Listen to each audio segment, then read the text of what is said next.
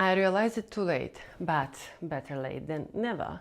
Sometimes we stay in relationships not because we love, but because we hope that one day we will finally be loved. There is one thing people almost never understand after a breakup. They think they can't let go of the person, but most of the time they are not holding on to the person. The brain is holding on to hope. Hope that somehow this could have turned out differently. Ladies and gentlemen, boys and girls, gather around. It is time for bad talks. To understand why this happens, we need to understand a little bit about how the brain works. Because what we call love is sometimes a completely different mechanism.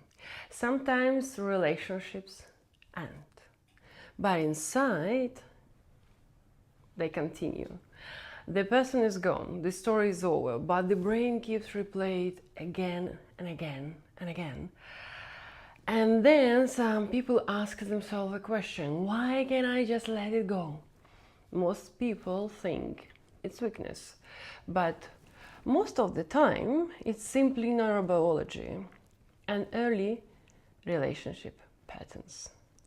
The brain is extremely sensitive to the reward system, especially to unpredictable reward. When attention comes inconsistently, warm today, cold tomorrow, then suddenly close again, the brain experiences what the psychologists call intermittent reinforcement, and the brain starts living in the loop: hope, reward, loss, hope again. That's why unstable relationships can feel like incredible chemistry, but in reality it's often just a powerful dopamine loop. And here's a very important confusion appears. The brain starts confusing love and addiction. Love is calm, it's safe, it's stable closeness. Dopamine addiction is waiting for the next emotional spike, but subjectively they can feel very similar. That's why people often say we had such an incredible chemistry, when in reality the brain just got used to living on an emotional roller coaster. But neurobiology is only half of the story. The other half is childhood. The brain builds its first map of relationships very early. A child watches how the parents interact, how love is shown, how conflict is handled, how a man and a woman relate to each other.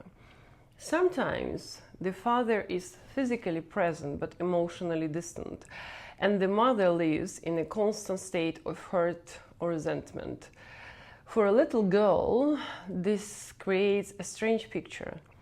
Man is here, but unavailable. Woman is here, but suffering.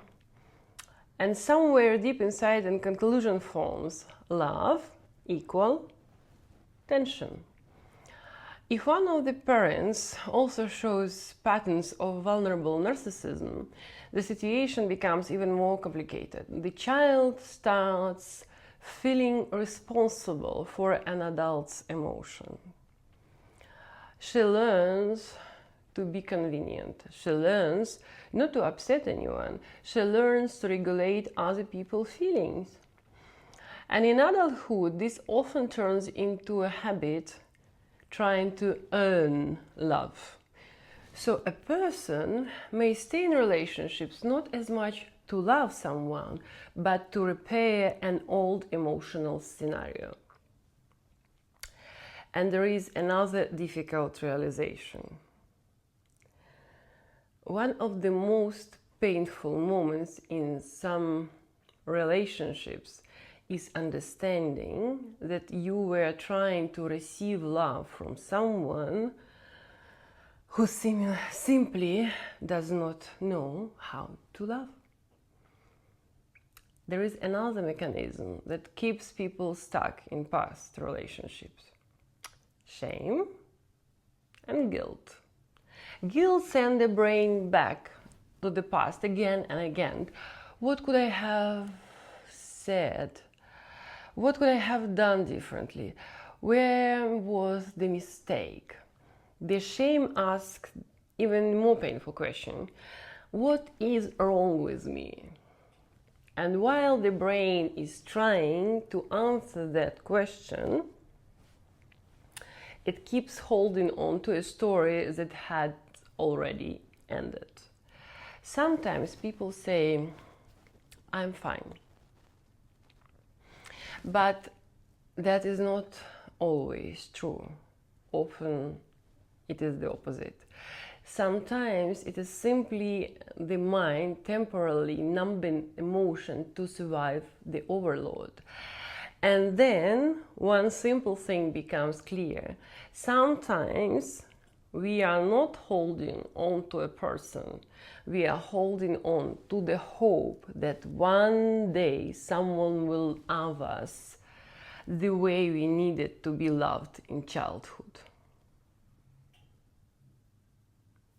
So, yes, this was a small lesson in neurobiology for beginners. And why I'm telling you all of this?